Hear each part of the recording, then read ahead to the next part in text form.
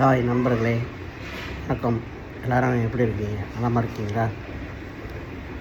நான் தான் உங்கள் அன்புடன் செல்வம் பேசுகிறேன்.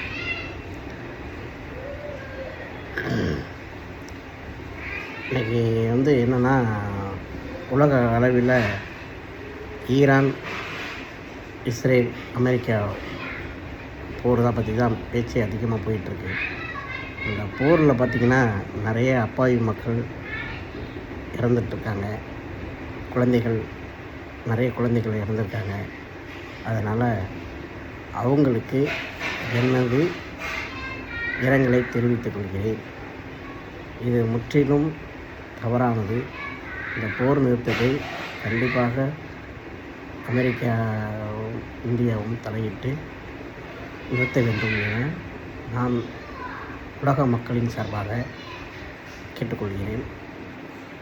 இல்லாமல் இதனால் அண்டை நாடுகளான மற்ற நாடுகள் எல்லாமே பாதிக்கப்படுது. என்னென்னா, பாதிப்பு அதிகமாக போயிட்டுருக்கு. காரணம் கேட்டிங்கன்னா, சிலிண்டர் தட்டுப்பாடு, எல்பிஜி சிலிண்டர் தட்டுப்பாடு நிறைய ஏற்படுது. அப்புறம் பெட்ரோல் தட்டுப்பாடு நிறைய ஏற்படுது. உணவு தட்டுப்பாடு நிறைய ஏற்படுது. நிறைய பொருட்கள் ஏற்றுமதி இறக்குமதி பண்ண முடியாமல் நிறைய தட்டுப்பாடு ஏற்படுது. இதனால் மக்கள் சிரமத்துக்குள்ளாகி பசி, பட்டினி, பஞ்சம் ஏற்பட வாய்ப்பு அதிகமாக இருக்குது. அதனால் இந்த போரை நிறுத்தணும்னு உலக மக்கள் சார்பாக கேட்டுக்கொள்கிறேன். ஐநா சபை இதை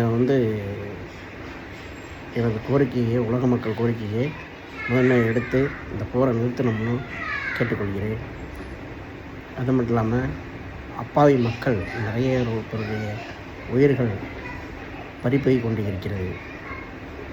குழந்தைகள், சின்ன சின்ன குழந்தைகள் இறந்து கிடக்கிறாங்க.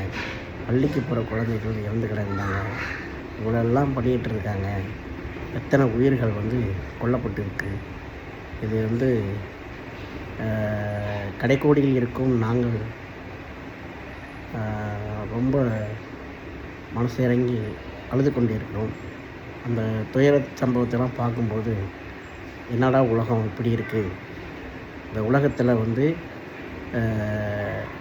நிஜமாகவே நான் நினைக்கிறேன், இந்த உலகம் அழிஞ்சிட்டு எல்லோரும் புது மனிதர்களாக பொறாமை, உச்சரிப்பு, எந்த விதமான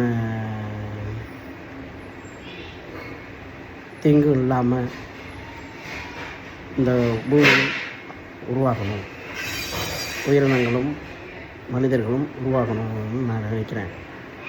ஏன்னா இதில் ஏகப்பட்ட பேர் கொன்று குவிக்கிறாங்க. ஒரு பக்கம் போர்னால மக்கள் அழியுது, இன்னொரு பக்கம் இயற்கை சீற்றத்தினால மக்கள் அழிகிறாங்க. இப்படியே போயிட்டு இருந்தால் உலக மக்கள் என்ன பண்ண முடியும்? இயற்கை சீற்றத்தை தடுக்கிறதுக்காக தான் நம்ம அதுக்கான வழியை வகுக்கணும். ஒழிஞ்சு நம்மளே அழிச்சிட்டு நம்மளே அழிஞ்சிட்டு இறக்குற அளவுக்கு நம்ம போகக்கூடாது. இந்த ஈரான் நாட்டு மக்களும் எத்தனை உயிர்கள் கொல்லப்பட்டிருக்காங்க.